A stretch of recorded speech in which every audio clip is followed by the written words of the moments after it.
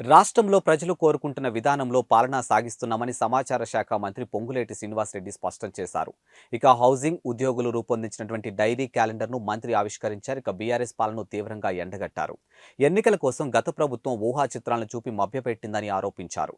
సంస్థలను పూర్తిగా నిర్వీర్యం చేసినటువంటి ఘనత బీఆర్ఎస్కే దక్కిందని ఎద్దేవా చేశారు. ఇక కేసీఆర్ పాలనలో ప్రజలు తీవ్రంగా నష్టపోయారని వివరించారు. ఇక అందరి సహాయంతో ఇందిరమ్మ రాజ్యం తీసుకుందామని అన్నారు. ఇక ప్రజలకు ఇచ్చినటువంటి భరోసాను చిత్తశుద్ధితో చేస్తామని హామీ ఇచ్చారు.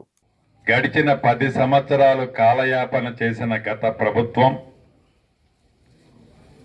ఎన్నికలు వచ్చినప్పుడే ఒక ఊహా చిత్రాన్ని దాన్ని చూపించి ఈ ఎన్నికలు అయిపోయిన మరుక్షణమే ఇటువంటి బొమ్మన్న ఇల్లు నీకు ఇస్తానని ప్రజలకి నమ్మబలికిన గత ప్రభుత్వం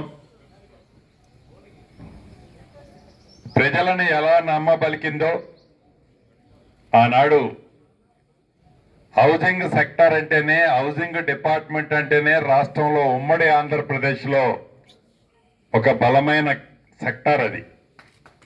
దాన్ని పూర్తిగా డిమాలిషన్ చేసిన గొప్ప చరిత్ర ఉన్న ప్రభుత్వం గత ప్రభుత్వం. డబుల్ బెడ్రూమ్లు ఇల్లు ఇస్తాం, సింగిల్ రూమ్ ఉన్న ఇల్లుంటే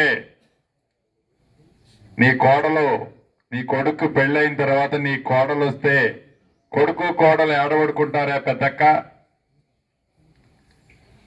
కొత్తగా పెళ్ళైన అల్లుడు వస్తే అల్లుడు బిడ్డ ఎక్కడ పడుకుంటారు పెద్దక్క అని అనేక వేదికల మీద ఆనాటి ప్రభుత్వుడు చెప్పిన మాటలను నమ్మి తెలంగాణ ప్రజలు గడిచిన 10 సంవత్సరాల్లో నష్టపోయారు.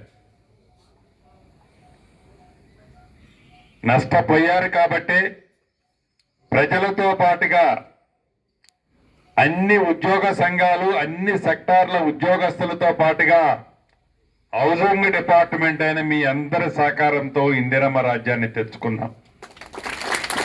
ఈ ఇందిరమ్మ రాజ్యంలో అభయహస్తంలో ప్రధానమైన అంశం పేదవాడికి ఇల్లు ఇస్తామన్నదే. ఒక భరోసా ఇచ్చాం ప్రజలకి.